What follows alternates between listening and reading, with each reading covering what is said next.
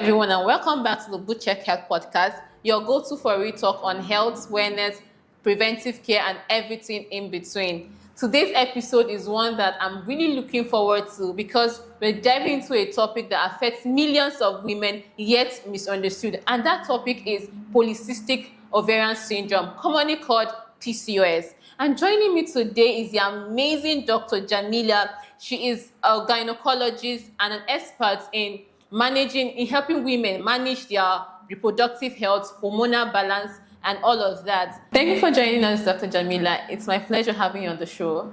Thank you so much for having me. All right, doctor. On behalf of many women who hear about PCOS but don't really understand what really it is, can you tell us what PCOS is all about, ma'am? Yes, so PCOS, it's an endocrine disorder. When we say endocrine, it has to do with the hormones. So it's basically a hormonal imbalance in the female reproductive system that prevents them from having regular ovulation, translating to irregular menstruation, translating to infertility, some things that happen to the body that you see.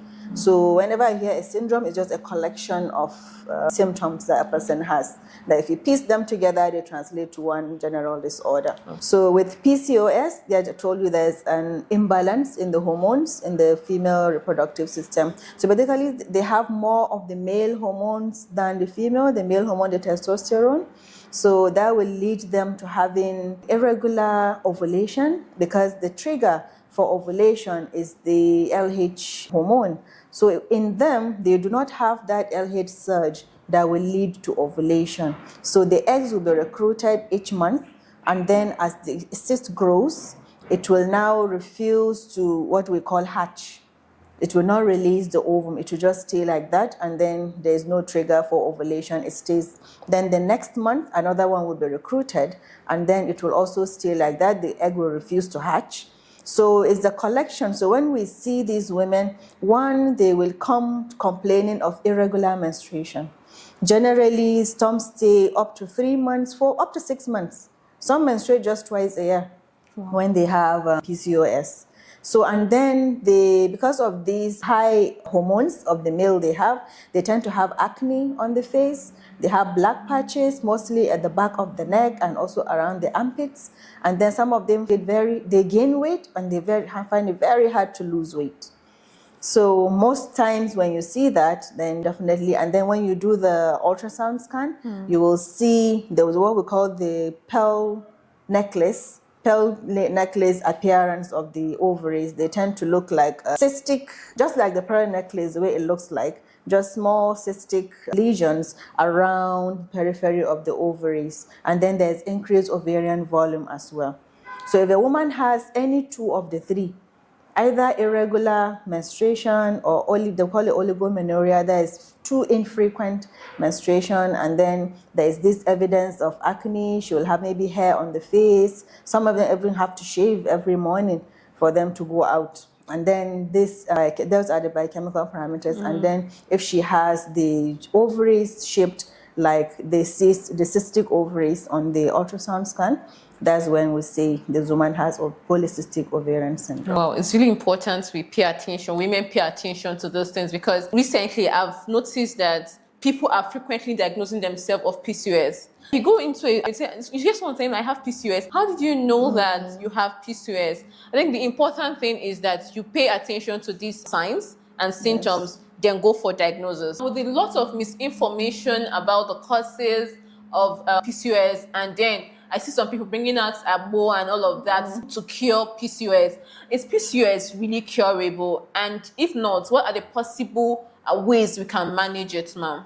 So to have a cure, you have to know what causes a disease. So PCOS is one of those things that we don't really know what causes it. So we just tend to go with the symptoms a person has, really. So it's something we manage, and most times patients come out of it successfully. Some of them even attaining a pregnancy afterwards if they are looking for one. So one of the ways we advise for is lifestyle modification. Because I've told you they easily gain weight, and then they find it very hard to lose weight. So one of the things is lifestyle modification. With as little as 5 to 10% of reduced weight, a woman can resume, the system will just restart itself, and then she resume normal ovulation and menstruation, and hopefully a spontaneous pregnancy as well, without any intervention. Wow, so that means it's possible to conceive even with the PCOS. Yes. Now, is there any other way it affects women? Definitely. One, this era, nobody wants to gain weight. Everybody's in the, what do they call them, lepashandi kind of like. I'm feeling attacked, Mom. Don't worry, I wasn't talking about you.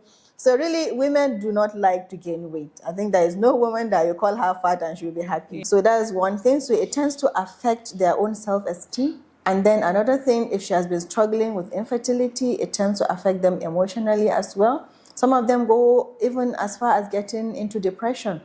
Just because of this problem, because sometimes they feel all alone, especially if you don't have a supportive partner or a supportive family. So they tend to have a lot of emotional baggage that they really need something to, or someone to take care of for them. Well, all right, my set of questions we have here. Yes. I've dealt with women. You've had years of experience helping women with this condition and other fertility condition. Is there something you have to tell the women who are watching and the partners to women who are watching us today? Is there any advice, any counsel you have for them on this topic, PCOS? Yes. So for the women out there suffering from PCOS, or if you know anyone suffering from PCOS, it's not a death sentence. That's what you should know.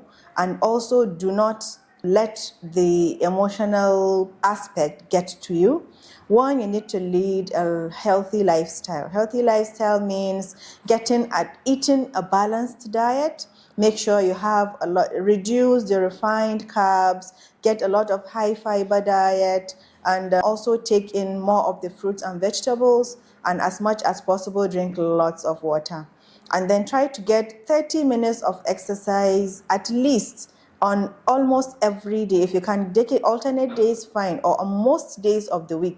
It doesn't have to be every day, because sometimes life happens. You really don't have the time or sometimes, but make sure you incorporate some form of exercise in your lifestyle, and then as much as possible, get somebody that is supportive. And the reason I'm saying this is women tend to feel all alone, they go into depression. But if there is somebody that understands, some of them even form support groups. I have PCOS, she has PCOS. So they form a group, support each other. So that's very, very important. If you have a friend or a neighbor or somebody you even met in the hospital, probably, okay, and they're discussing, patients discuss amongst themselves. So what do you have? Oh, I came for PCOS. Me too. So they just form a group and they support each other. Very beautiful relationship, if you see. And it tends to help them deal with the challenges that life throws at them. As well as then those of people, maybe relatives, or sometimes, I don't want to say in-laws, but sometimes really it's them. They tend to put so much pressure on a woman that has PCOS. She's not conceiving, she's not giving birth. Try to understand with her. She did not give herself this condition. It just happened. So as much as possible, they should try to be supportive. Do not be judgmental of this condition that's happened. And most times with the proper medication, the proper lifestyle modification, women generally do well. But they should not go into self-medication. It's very, very harmful.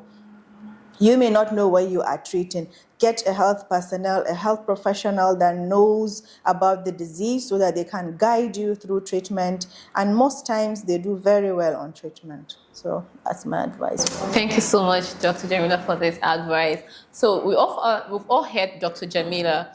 If you're going through PCOS, it's not a death sentence. Life happens. So get a regular diagnosis. Also have a good lifestyle change. Thank you for joining us in today's episode.